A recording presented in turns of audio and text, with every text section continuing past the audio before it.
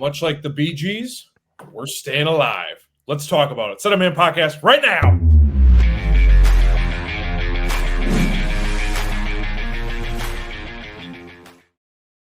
Cubs didn't hear no bell. The show goes on. The show goes on. Welcome into the Setup Man Podcast. I am Alex alongside Ty and Kyle. Kyle even dressed up. He's got a collared shirt on for this podcast, so you know it must be an important one. If you haven't already, make sure to hit that like and subscribe button for us. Comment below. Your comments will be shared on screen throughout the program. Audio-only listeners, do us a favor, hit a subscribe, follow, and leave us a 5-star review on whatever platform you choose to do that. On today's agenda, we're talking Cubs win and the minutia that went into it because it wasn't easy. But we're here. Cubs live to see another day. The show goes on. 2-1. Boys, how are we genuinely feeling after this? Hopeful? Can we remove the word genuinely from that? Well, because I want to. Is this like we're just delaying the inevitable? No, I not for me. Sorry, I don't mean to jump in, Ty, but not for me. I mean, I told Ty this yesterday. 2 days ago. You win game 3, and it gets interesting because Freddie Peralta again. I just really feel like that was mismanaged by the Brewers. I would be shocked if Freddie Peralta is in there for game 4. Could have been if they had just said, hey, we got this one in the bag. Let's go ahead and send Freddie to the showers and get him ready for game 4 if that ever happens. So for me, you look at who the Brewers going to throw. Are they just going to do a repeat of game 2? And I think it's tough to repeat that in a 3-game series or a 5-game series, I should say. Yes, it's the Brewers are going to do something tomorrow, and I think they're going to go a little bit less like bully mode and a little bit more strategic because Kyle, you alluded to it the other day, or Alex, I believe it was either one of you two that talked about just like the game 2 approach from Pat Murphy felt as if that there was going to be, I guess what you want to call it, a bully mode, or just like, hey, we're just going to throw the best stuff at them, right? Like, for example, I talked about it the other day, or I may have mentioned in the group chat as well. Like, is Jacob Mizorowski going to look the same away from Great American Ballpark, right? With all of these fans and the vibe around Wrigley and all these different things, there's an added pressure. I think what was a great question, Alex, that you asked us prior to us hopping on was the idea of home field advantage. And you would think that the Brewers would have played today just like they would at Great American Ballpark with the wind blowing in, based on the fact that the home run ball isn't necessarily in their ingredients.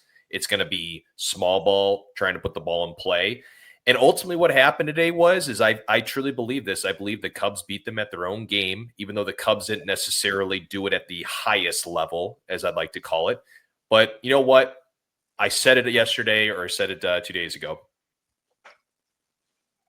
Find a way to win a baseball game. J-Mo, you did your best for us. Didn't necessarily look like he did in San Diego, but I don't mean to keep rambling on. But I'm not as probably energized as probably as I should be right now. I think we're all in that same vibe of like, you just had like tomorrow's going to be tough, but you found a way to win today. Just go 1-0 every day. That's got to be the mindset. You can't win the series tomorrow. You couldn't win it today. Give yourself a chance tomorrow. Because if you win tomorrow, game 5, fam, I'll tell you, as someone that was there Saturday, that crowd's going to be on fire. They were jacked up on Saturday. You could hear them on the broadcast on Tuesday or Monday, whatever, stupid schedule. Baseball, shame on you. But it's just, you cannot give this team specifically extra opportunities. And when Kyle Tucker got picked off today, I was like, oh no, here we go again. Like, it's all going to crumble down. Then Jake Bauers hits a homer. It's like, oh God, here we go. It's tough. As someone that lives in the state, I'm biased, boys. It's been a rough stretch for your boy here. So win today, cool. Win tomorrow, great. Now you're back in it, 1-game sample. Who the hell knows? Ryan, Good one. It's a good one. You're on one, brother. Good one. Savali revenge game, says Kevin. Please. Yeah, I can't wait to discuss the strategy for tomorrow's game. But boys, I do want to ask you this, right? And Alex, you alluded to it, right? You're talking about Kyle's about Tucker's base running situation there. For anyone that doesn't understand what the Cubs have done this entire year, it's called dynamic stealing. It's known a lot in college baseball, especially. It's a total timing mechanism. It's totally based on the pitcher comes set, ABC type method, 1, 2, 3. How many seconds do they normally wait before they make their pitch? And so you've seen the Cubs do it a lot this year. So just for anyone that was wondering what in the world that was, it's a dynamic stealing approach that's been around baseball here for the last couple of years. But even like in that first inning, like with that fly ball in the infield fly. I mean, I know we want to soak in this win and everything, but there were just a lot of weird things during these games, fellas. I mean, Kyle, what are your thoughts on that? Can we talk about the first inning? Are you guys down for that? I mean, I know we want to talk about game 4, but that, first of all, like the first innings for this series have been really forgettable for the Cubs, but wild overall. I'm sorry, that's an infield fly. Based on the rule, that's too subjective. And in my opinion, because it's a subjective rule, you need to make that objective. An ordinary effort should not involve the weather conditions. Throw the weather conditions out. An ordinary effort is that ball was hit in the air. It was in the air for a long time. It took Michael Busch just seeing the ball to know where it's at to go over there. Just because Michael Busch doesn't see the ball off the bat doesn't mean it's not an ordinary effort. Am I wrong on that? The way it was explained on the broadcast was super confusing. So I think you're right. The way it was described on the broadcast was like, well, he didn't see it in time, so that's why they did. But that, I don't know. It's a pop-up on the infield. There's runners in scoring position, infield fly, my entire life. Yeah. And I don't know the rule like word for word, but there were a lot of goofy things like that in this game. This was a very bizarre game, and whatever, we got to win. So at the end of the day, it worked out. But so I was just going to say, according to @Josh Friedman, I believe is how you say his name, is sports anchor and reporter for WGN News. He tweeted that for an infield fly to be in effect, the umpires must rule an infielder, including an outfielder playing in the infield, must be able to catch the ball with ordinary effort. That's probably what the ump is telling counsel. Now, counsel will probably be asked that in the post game, and thank you, thank the Lord that it didn't turn out to be something 10 times worse, because what really pissed me off, guys, and I just have to be truthfully honest with you, and I am coming after you, Mr. Brault. Bring it. What in the absolute hell was Dansby doing on that play? Yeah. Going off of memory here. So look, I won't lie to you. Did he think that infield fly was called? That's my only thinking beyond the play. And he wouldn't be asked this question, by the way, unless they lost. So he's probably not going to be asked this question. But go ahead. Go ahead, Alex. No, I would have to watch it back because I was kind of in and out. I had just walked in the door, so I was doing 100 different things. But my brain told me, and again, I'd have to go back and watch. It almost looked like, because Busch threw his hands up right away. So clearly there's panic. It looked like panic, like, oh God, someone's got to catch this ball. Whether the infield fly is called or not, it was like, someone's got to get this. So I almost thought live, like, oh, was he going over there to try and direct traffic or something? But that didn't make, maybe, I don't know, without looking at it again. And credit to PCA for at least trying to get to second base to make a play. I truthfully don't know. That's one of the more bizarre things I've ever seen in my baseball lifetime. It was a really good point here by Real Dude 73, but also I saw it somewhere on Twitter too. I mean, Tyone saw the ball. He's in range very easily. We're just not considering him a fielder. Like, that's the other part of it, is why is it assumed that Michael Busch has to be the one to create an ordinary effort? That was a very ordinary and average play from Jameson Tyone. So anyway, we don't have to talk about it too long. I would rather talk about the bottom of the first and how we looked like a real offensive team again. 53 pitches. Can you guys remember the last time? I don't have the stat here, but it was just fun, even though I felt like we could have had 5 or 6, to see 53 pitches and to knock a starter out after they did that to us in game 1 against Matthew Boyd. Was that not fun? It's been a while since we've seen that Cubs team. I was like, oh, what month is it? Is it April? And I actually, before I get into that, we have a quick stat of the day. Oh, choir. Stat of the day. Speaking of that first inning, Michael Busch, according to Marquee, is the first player to hit multiple leadoff home runs in the same series of a single postseason. So congratulations, Michael Busch. For the Cubs or any? According to Marquee, now this is from their graphic, but I would imagine in history, because it doesn't say Cubs, and they actually got that from @Slangs on Sports. I would have thought like Johnny Damon would have been in there. Well, again, I maybe Marquee's graphic department messed that up, but according to Marquee, first player to ever hit 2 leadoff homers in a postseason series. Pretty cool. That was pretty cool. That's very cool. Imagine And if against the wind. Imagine if Self Relic doesn't catch that ball in right field. Oh my gosh. gosh. This game is put away early. Yeah, I mean, look, guys, Get the snow cones, yep. It was, guys. It felt like, and just want to thank the 106 people that we see right now that are viewing. Please comment, like, and subscribe. Like and subscribe, as Mr. Brault would say. But thank you so much for everyone that's tuning in. Look, I think that it's refreshing to see a guy like Michael Busch do what he does, right? We talk about it. But at the end of the day, it's so funny because we all want guys like Kyle Tucker to be driving the ball into the gaps, but he gets a walk, right? That leads to, of course, Seiya's hit or almost hit. But then you look at the rest of it, it's a walk. It's a big hit by PCA. It's another walk by Swanson and still a tough AB from, I guess you want to say that, from Shaw. But for 53 pitches, Kyle, I do not remember the last time I've seen that many pitches in an inning, because normally the starter is going through it as much as possible. And in a playoff setting, you're going to try to get through it. But it was remarkable, and it set the tone. And I just think that for the rest of the game, and you mentioned this, is like I wish that there was still some of that throughout the duration of the game. I was frustrated with Carson Kelly in that inning. I was frustrated with Kelly overall tonight. But yeah, but I gotta tell you, even that Carson Kelly at bat was a good one. I mean, he saw 6 pitches. He hit some foul balls. He came 2 feet away from clearing the bases. I mean, it just felt like even the Matt Shaw strikeout, you still saw 6. That's like, I know Ryan's in this chat right now. He's a good friend of mine. We used to joke about that Tommy LaStella was going to go to the Hall of Fame because of the at-bats that he put up. We just like good at-bats. Like, give me some Tommy LaStella, some Chris Coughlin, some like just good hard ball at-bats. And if it ends in a strikeout, it ends in a strikeout, and that sucks. But I felt like that's what it was in the first inning for the Cubs. They bat around. Every single guy saw 4, 5, 6 pitches.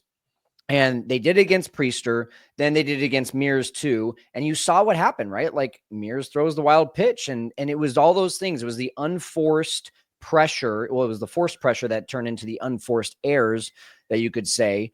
But at the same time, like, why don't we see that after the first inning? I posted this on Twitter. I really would love if one major league player can respond to me on this. So if anyone knows a major league player, just send them this tweet.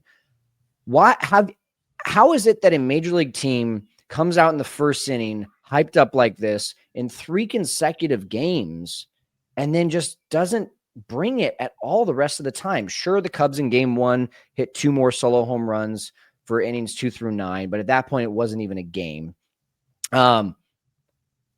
It's incredibly frustrating to watch. And so it just makes me question, like, okay, were those professional at bats, or was Priester just like not good?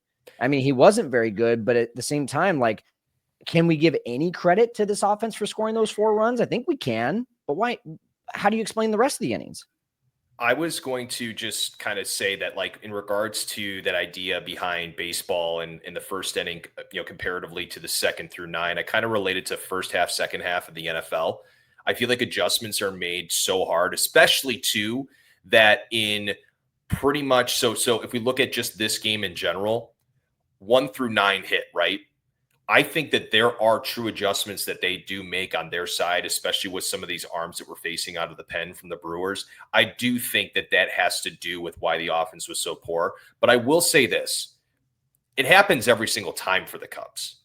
It's happened quite frequently. So that's where I see your point, Kyle. It's like, if this was just a one-off thing of like, okay, like obviously there were some really key adjustments. They played each other. What is it now? The Cubs would be 9 and they'd be tied on the season series. Actually, they'd be tied on the season series. They played each other like 16 or 17 times now. Yeah, 8 and 8. Or no, 9. Yeah, 9. 8 and 8. Yeah, you're right. 8 and 8. So it just becomes this whole thing of like these guys just know each other like the back of their hand. I will say this though, and this was encouraging to see, and this actually brings up an interesting point. The Cubs actually only struck out 7 times today. Hey, refreshing. That was below average, and of course 4.84 below their playoff average as well. There we go. Here's something to add to that, though. How many pitches tonight did they see over 96 miles an hour?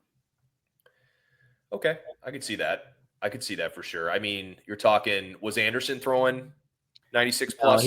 He was like 95, 96. So, I mean, Koenig comes in and he got one of those. Actually, he didn't strike out. Oh, he only faced one guy. So, got one out. So, I mean, Quintana's thrown 91. Mears was the 3rd day in a row, but he still got a strikeout. Priester's not thrown over 95. Patrick's probably 96, 97 at the tops. So, I mean, again, like, I think it lends to who they're facing. 100%. So, Kyle, I'm going to push back just a smidge on your offensive. Push it real good. Baby. So, they didn't score a lot, but they did threaten. So the 3rd, leadoff double by Suzuki, Happ walks, then fly out, strikeout, ground out. Okay, not great. In the, I believe it was the 6th. Yeah, in this, oh, nope, wrong inning. But they had multiple innings, as I'm trying to look it up now, panicking because I can't find it. There were multiple innings where they got the leadoff guy on and just did nothing with it. So it wasn't total incompetence or what. I understand your point, though. They have to score more, especially. I see where you're going with that. The pressure is fine, but I need results. 1 for 9 with runners in scoring position. The Brewers were 2 for 9. So at the end of the day, guys, we'd love to say that they found a way to win ball games, and I love that approach. I just think that if in order for them to do anything here over the DS and the CS is that there has to be more runs scored. I mean, this just can't be the formula every single time, because the thing is that you're going to LA, so you're only going to get 3 home games max. And then with the Brewers, you're only getting 2 home games max, and you still allow them to have 1 more game at home. So I just think that overall they just need to do a little bit more offensively. Yes. I was just pushed. That's why I said just a little bit, because at least they put guys on. Game 1, game 2, they didn't, except for the first inning. But today, at least there was a little progress. Ty, you have your hand up like you're in. I was just going to say, I know we're running up here probably on the end of our game 1 recap or game 3 recap, but I do want to give a shout out to the pen. I know Kittredge, of course, did give up that homer, which was, hey, at the end of the day, you're down 2 runs. It's only a solo home run, so we'll take it. But overall, this looks like to be 5 innings, 2 hits, 1 earned run, 2 Ks. And the only concern I had was the 4 walks. But overall, I thought they did a solid job. And I was just thrilled to see that there was not a lot of pressure there in that last inning from Keller. A hell of a job coming in there in the top of the 8th. And look, game 4, baby. Yep. Let's go. Just got to win tomorrow. Let's go. I actually, before we preview keys for tomorrow, Kyle and I did have a debate offline that I think is an interesting point to bring up. So just specifically, game specific, I believe we were in the 8th inning.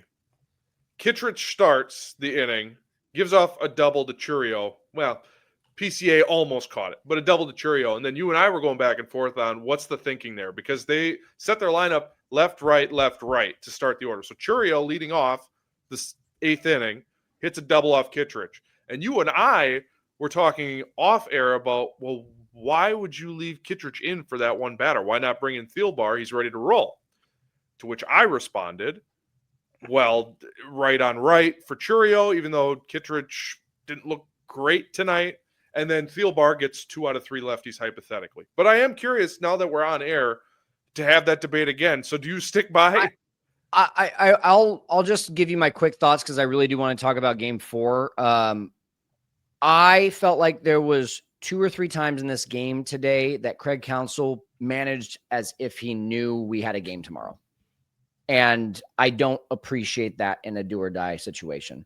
One was in the 4th inning when Jamison Tyone had gone back-to-back 2-0 counts, gave up 2 base runners, and you had a lefty warming up in the bullpen, and Bowers was now at the plate. I thought that was the time to bring in Pomeranz. What does he do? He gives up a single to Bowers, and before you know it's 1st and 3rd with 1 out, and the tying runs on first base. The 1 run to make it a 1-run game is on 3rd base. He got out of it. That was great, but he was at almost 80 pitches, and in the first game against the Padres, I don't think he went over 65 pitches. So I'm just like, why are we acting like there's a game tomorrow? There's no promise of a game tomorrow. That was the first one. The second one was Kittredge. I would have much rather seen Keller in the 8th and Thielbar in the 9th.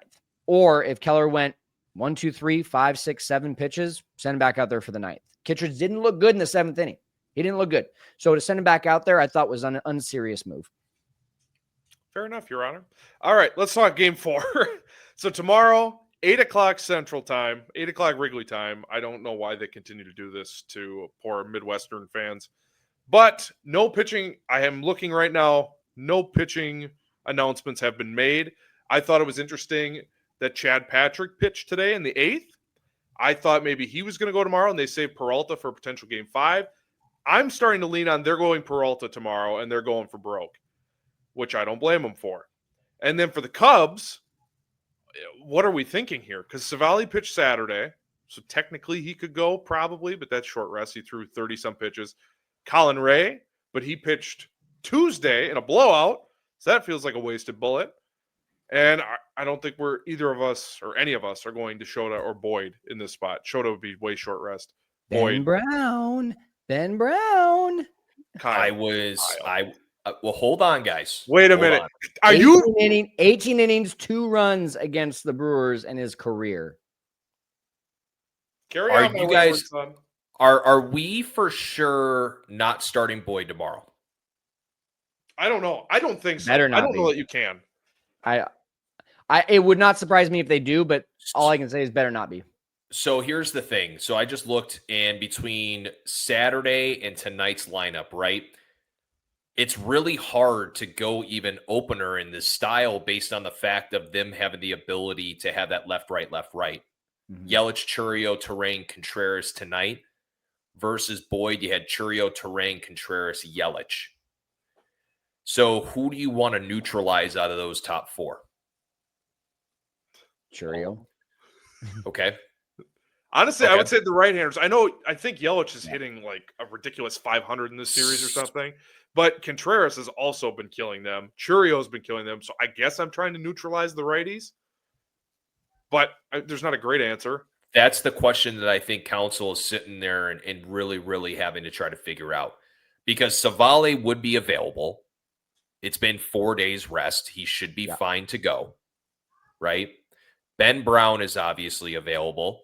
So I understand, Alex. I understand. Ben Brown makes you cringe a little bit, which we'll talk about offline. I'm concerned for you, my friend. Not more than Michael Soroka for Alex, though. Oh my God, that guy stinks. I'm sorry. I think probably a great human being, but as a pitcher for the Cubs in his Cubs tenure, he stinks. So if you guys were to have to pick, if you're Craig Counsell, who are you starting tomorrow? I'm starting Aaron Savali. Savali too. You get the revenge series angle. He's looked good. As your long guy, he's been one of your better ones. Assad's not available. He's not even on the roster. Ben Brown, fine. But if you're telling me the ship might go down tomorrow, who could save us? If you're telling me Ben Brown, I mean, that's part of the problem about not getting more pitching at the deadline. That's a whole other conversation. But so if we're going down with Ben Brown, woof. Reverse psychology, right? Ben Brown has gotten an opener the entire year, basically the second half, based on the fact of he's too amped up for the first or second inning. Do you just tell him, like, dude, you get one inning? Oh, he'll be You throwing go out there, 105. he'll be throwing 102, right? But I'm just saying is like, again, these are things like for people that are listening in, like they are considering all options for tomorrow, right? It sucks that they announced that Cade Horton was not available to the NLCS and they said I'm pain free today. That sucked. But that's the thing is like with most of these lineups, right? It was so smart for the Brewers to neutralize, obviously having the Cubs having to go to Turner versus Bush. That changes everything. We saw today what Bush looks like against lefties. You know, that's not gonna bode well for us for the rest of the playoffs. But that's why it's so tough, guys. So I would say Savali feels good. If they do go Ben Brown, I seriously believe it would be for one inning. I really, really do. I think they would just. I don't think so. Actually, I think it's dependent on the situation. I think here's what I think, but then I'll tell you I would not be surprised about. So first of all, I'm seeing some people in the comments saying Colin Ray threw 60 pitches on Monday. Maybe an inning on Thursday. It would be a shock to me if he's available. Savali is your freshest with the most success recently. So he goes. If he gets into any sort of trouble or does well, I would say the second or third pitcher, depending on the situation, is going to be Ben Brown. If Savali gets into trouble, you got to get out of a quick situation. It's probably going to be a matchup situation there. If it's second inning, bases loaded, one out, it's probably going to be a matchup situation. It's not going to be Ben Brown. And then in the third inning, Ben Brown comes in fresh. And then Counsell just sees what happens with Brown and just rides him out. But if Savali comes in, dominates for 4 innings, then I don't think you see Ben Brown. But if he only dominates for 3 innings, I think you see Ben Brown for an inning. I think he might come in the 4th inning or the 5th inning, or if it's the 6th inning and it's the bottom 3. I mean, you look at the availability here. Palencia's pitching, I believe, all 3 games, right? I might be wrong on that. Pomeranz has pitched a lot this postseason. And then who else pitched tonight? Kittredge has actually been quiet this series, so I think you see him again tomorrow. I think you see Thielbar again tomorrow. And you hope that Brad Keller says, yeah, I feel good because, I mean, and in a third, he needs to get some credit tonight too. He didn't look like he had his best stuff and he found a way to win. That was huge. So I do think it's going to be Savali hand the ball off to Ben Brown in a clean inning. If he only goes 3 innings, if he goes more than 3 innings, then I do think you start to look at who's the 5 guys we can piece together to get these next 15 outs. So I'm just looking quick at Baseball Reference. So Ben Brown's stats, if he was starting, I feel vindicated by my stance if he should not start. 15 games that he pitched in the first inning. 15 innings, 15 runs, 4 homers, 2 doubles. It's not great. 9 walks. He's an ERA of 9. And then it looks great in the second and third inning. And then third time through the order comes around. 4th inning, ERA of 9.17. 5th inning, 10.69 ERA. Yeah. He's like a get through the lineup once and start off with like the middle of the lineup, not the top of the lineup, and you'll get 9 outs out of him if you use him that way. But I think if we have to use him that way on Thursday, we're in trouble. I think to Ty's point, multiple innings from Ben Brown is not ideal. But if Savali gets knocked around in the first inning, I think unfortunately it's going to be like Craig Counsell's like, well, I don't have enough arms, so Ben Brown's the guy. Yeah, if you look at Ben Brown versus the Milwaukee hitters, and I believe this is all-encompassing. So Christian Yelich, 1 for 9. Jackson Churio, 0 for 8. William Contreras, 3 for 8. Sal Frelick, 1 for 6. Bryce Durang, 2 for 6. And then looks like for the rest of those guys, which we won't necessarily worry about as much. So, I mean, he has shown a little bit of success, except probably in the department against Contreras and maybe a little bit of Turang. I mean, look, guys, do you see – I mean, let's be honest here. Boyd has to pitch at some point tomorrow, right? No.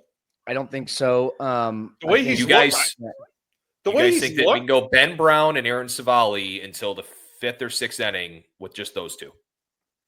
I don't know that you can, but you have to. I'm gonna stand tall here. I do not like that. I just Oh, I didn't say I liked it. I there's just something. Yeah. I understand. I'm just gonna stand on that hill of like I think you have to mix in a left-hander somewhere in there. The only But- issue is the 3-batter minimum, and that's why it's hard, guys. But I don't know, man. It just But Ty, I'm going to push back because off day yesterday, 2 off days in the first 3 games. I think this bullpen is really fresh, even though it's end of the year. I think Craig Counsell's just like, I'm going to unload as many bullets as I need to, because then you have an off day on Friday as well for the game on Saturday. So if you get 4 innings out of Savali and Brown combined in some way, you have 5 arms to get you through the rest of the game, assuming it doesn't get into extra innings. You have Pomeranz, you have Thielbar, you have Keller, you have Kittredge, you have I need to go back to the roster. One other guy. I've lost it. You have Daniel Palencia. My God. That's 5 innings right there. So I do think 4 is 2-2 or 3-1 from Savali and Ben Brown. I do think. Okay. I'm shocked that you guys don't think you'll see Boyd in there at some point. You don't think he gives you an inning? I think it will be kind of like, remember game 3 against the Padres, how he was warming up in the bullpen in a really crucial situation. I think it would be for that reason. So you think he would be? I don't think it would be the plan. I think it would be the plan B. Saturday. You would push Boyd I to Saturday. think he'll be the starter for Saturday. Yeah. And I think he'd be more dialed in. I mean, it's obviously, what just happened in that game is not necessarily going to fit well for going back to Milwaukee, but okay. Again, guys, I'm just pointing out the fact of like, I'm trying to look for these matchups and what it looks like, and Aaron Savali and Ben Brown for 4 innings. Okay.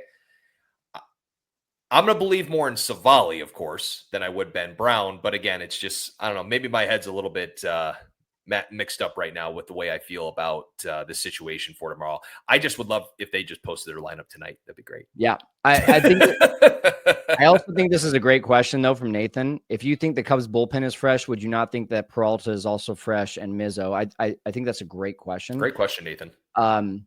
Saturday, he threw 95 pitches. Sunday, Monday, Tuesday, Wednesday. It's 4 days rest. So I don't think that Pat Murphy would jump the gun like that. I think he would rather be like, but it's I know. His 5th day, though. But it's his 5th day. Why wouldn't they? He's normally throwing on 5 days, a 5-day plan. Okay, now you're gonna make me do math after a couple beers deep. That's why I did it. Yeah. Okay. No, you're right. So that would be regular rest. But 98 pitches is 98 pitches. Well, 95 Playoff pitches. 95 in there. Yeah. Well, they were down. Yeah, 9, I mean, 9 okay, nothing. no, I mean it's yeah. Then for that reason, yeah, no, sorry for You were there, Alex. I think you would probably know that. Oh, I was there. Thank you Worst for calling me out. $200 I've spent in my life. No, I mean, look, it's. I think the scarier one is Mizorowski, because if he's on again and you have him on and Freddie Peralta on, we're having our last show here tomorrow night. Nerd. Who said that? That was mean. Sorry, Mizorowski bugged Let's me. hope the Cubs can come out tomorrow with that first inning approach. I mean, you talk about something very special there, and you've seen Freddie Peralta enough at this point. I remember a certain pitcher that the Cubs faced in the 2016 World Series that they saw a multitude of times, not even in the regular season, but in the playoffs, in a man by the name of Corey Kluber. Yep. That looked pretty good. And maybe Dexter Fowler can give Michael Busch a few tips on how to hit another leadoff home run. Oh, wait, Michael Busch is the greatest leadoff hitter in the history of baseball against right-handed pitching. Back to you, Alex.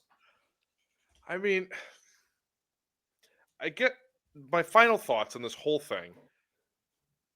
Oh, Ty, you're weighted in bated breath. I am struggling. Let's play a quick game of Can I Be Honest? Can I be honest? I'm struggling to find hope and faith here. And it's not because of the offense or the bullpen. It's the starting pitching. And look, the Brewers have a good bullpen too. They just did it. But when we are like, oh, Jamison Tyone, save us. Aaron Savali, save us.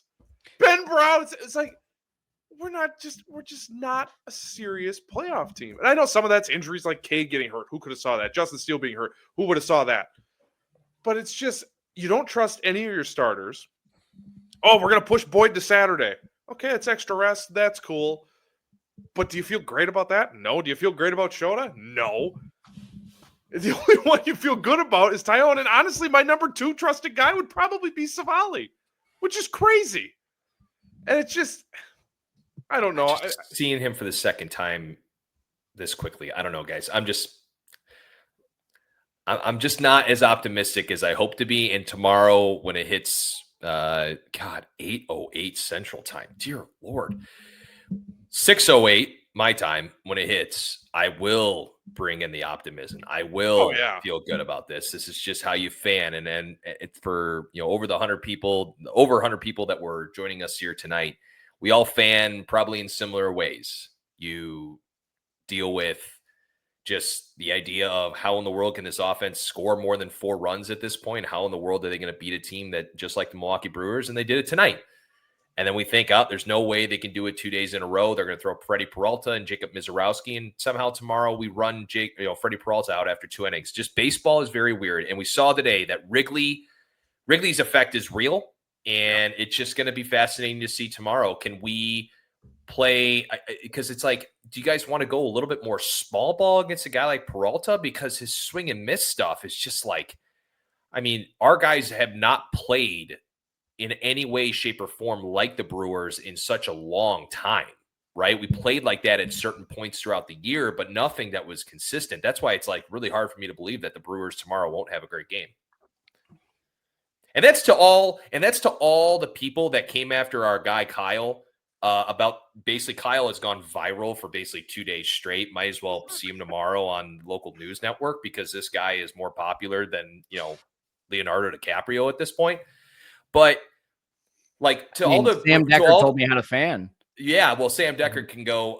But no, I just, by the way, we do give a lot of praise to the Brewers. So to people that just see these titles and these little outlets that they try to make these ridiculous claims about, maybe watch other shows and try to learn about other teams. Because guess what? To Brewers fans that just think that we just hate the Brewers and despise them, we completely respect the hell out of them and really do wish that the Cubs had played this way and had the players that the Brewers do, right?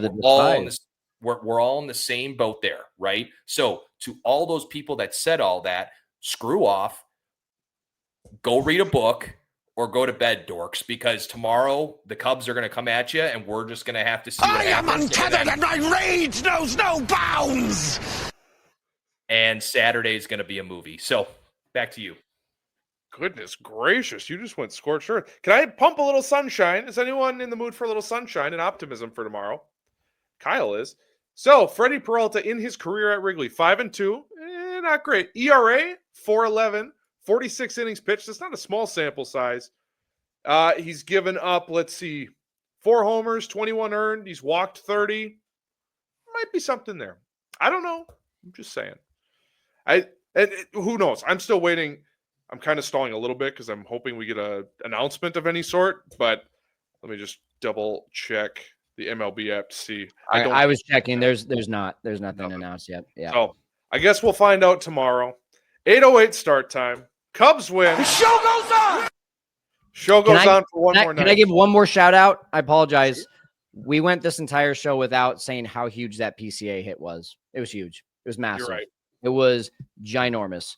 For him to be able to get that, if we do tie this thing up and go back to Milwaukee, I don't think it happens if PCA doesn't come through with that hit at the end.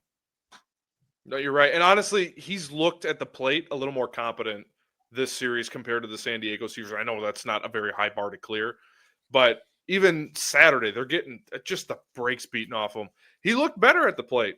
Tuesday, no one looked great at the plate, but he looked better. He got boned today on a ridiculous check swing call. Who knows how that at bat? He just missed that off-speed pitch. He just missed it. He made a beautiful adjustment on the fly, just hit it off the wrong part of the barrel. You could tell, man, this kid's starting to step up to the moment. And I think too, I remember bringing this up at some point, but I said, I always was I just don't want the crowd to get all amped up because PCA is going to get amped up. You guys have really seen him really change his approach and mature. Yeah. I give a lot of credit to Justin Turner. I know it's not a name that's brought up a lot on this channel too much, but you can tell, man, and they echo it often, how much of an impact Justin Turner has been on a guy like PCA. So look, his ceiling is ridiculous, right? Every other team basically hates him, fans wise, except us, and I will accept that all day long. So have at it. Have at it, PCA. He's going to have a big one tomorrow, too. He's going to have a big one tomorrow. So that's going to wrap up our show today. Apologies to Sam Decker. We ran out of time. Otherwise, we would have had you on here to tell us how to fan. So apologies to Sam Decker. Before you head out the door, make sure you hit that like and subscribe button for us. Why are you apologizing to him? He's a dork. Why are you apologizing to him? I was doing He's a private school nerd that came from a bunch of money that he just thinks that he can tweet about baseball when he played basketball and he lost in the national championship against Duke. So screw off, Sam. Back to you, Alex. I was doing the Jimmy Kimmel bit. Sorry, Matt Damon, we ran out of time. I'm sorry. Oh, no. Which now is funnier because I explained the joke. This guy, Mac Damon. Oh, my God. On Wisconsin. Anyway, that's going to do it for us. Tune in tomorrow night, Game 4, Cubs Brewers at Wrigley Field. Beautiful and historic. Hit the like button on your way out. Like, subscribe, audio only. Subscribe, 5-star review, please, and thank you. We'll see you tomorrow. Go Cubbies! Fly the W!